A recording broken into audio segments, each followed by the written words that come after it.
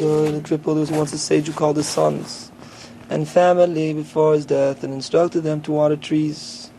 You may support yourselves from other occupations, but you must involve yourselves in watering trees. The sage then died and left behind sons. He had one son who was a cripple. He could stand, but he could not walk. So the brothers provided for his needs. They gave him so generously that he had extra. Now, the son who could not walk would save up whatever extra remained beyond his needs until he amassed a certain amount. He then thought to himself, why should I be supported by them? Better that I should begin some business. And though he could not walk, he decided to hire a carriage, an assistant, and a driver and travel with them to Leipzig, where he would be able to do business even though he could not walk. When the family heard of this, they thought it was a good idea and said, yes, why should we support him? Better that he has his own income. So they lent him money so that he would be able to do business. He hired a carriage, an assistant, and a driver and set out. They reached an inn, and the assistant suggested that they spend the night there, but the cripple did not want. They begged him, but he refused. So they traveled on. Eventually they got lost in the forest, and bandits attacked them. Now these bandits have become bandits because there had once been a famine.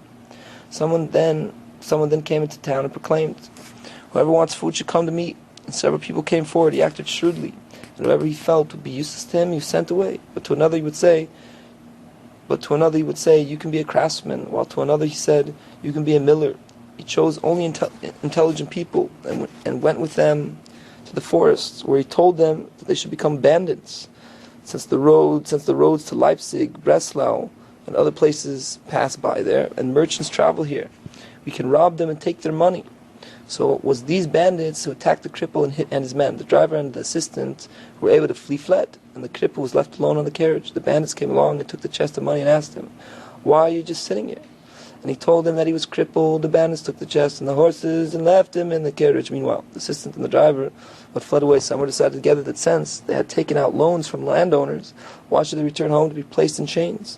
Better that they remain there wherever they had fled, where they can also work as an assistant and a driver.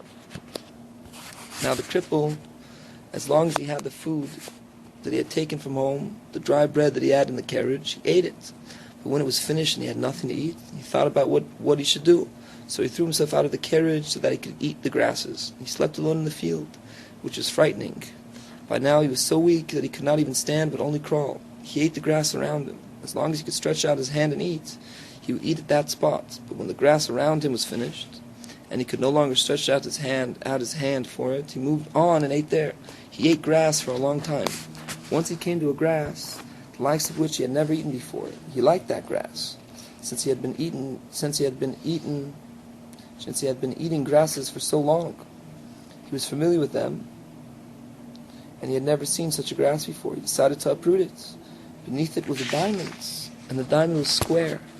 Each side had a different property. On one side it was written that whoever touches that side will be transported to the place where day and night meet, where the sun and the moon meet together. Now, when the cripple had uprooted this grass underneath which was the diamond, he happened to touch that side. He was immediately transported to go to the place where day and night meet together. He looked around and saw that he was at the place where the sun and the moon are meeting. He heard the sun and the moon talking. The sun was complaining to the moon. There's a tree that has many branches, and each of its branches, fruit and leaves, has a unique property. One is conducive for having children, another for livelihood, another for healing this illness, another for healing a different illness. Each one possesses a different property, but this tree must be watered. And if it is watered, these properties flourish. But not only do I not water it, but I dry it out on account of my shining. The moon then said, you are worried about others? You are worried about others' concerns. Let me tell you my worries. I have 1,000 mountains. Surrounding these 1,000 mountains are another 1,000 mountains. This is the place of demons. Now the demons have chicken-like feet. However, since they have no strength in their own feet, they suck strength from my feet. On account of this, I have no strength in my feet. And I have a powder that is a healing for my feet, but the wind comes along and carries it away. The son responded, is that what you're worried about? I will tell you how to heal.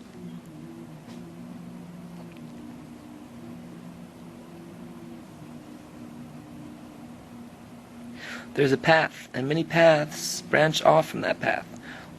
One is the path of the righteous. If someone is righteous in the world, the dust from that path is sprinkled underneath every one of his steps, so that with each so that with every step he is stepping on that dust. Another is the path of heretics. If someone is heretic in this world, the dust of this path is sprinkled underneath each of his steps. There's also a path of the insane. If someone is insane in this world, the dust of this path is sprinkled underneath each of his steps, and there are many other paths.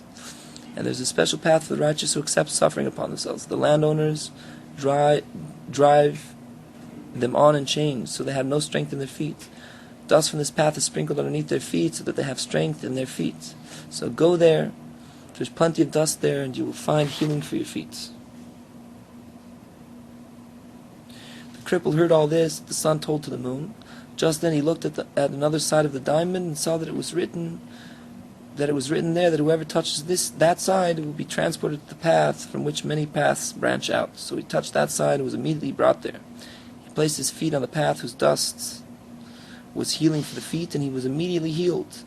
He then went and took dust from all of the paths, packing it into bundles. He packed the dust from the path of the righteous separately, and the dust of each of the other paths separately, and he took them with him.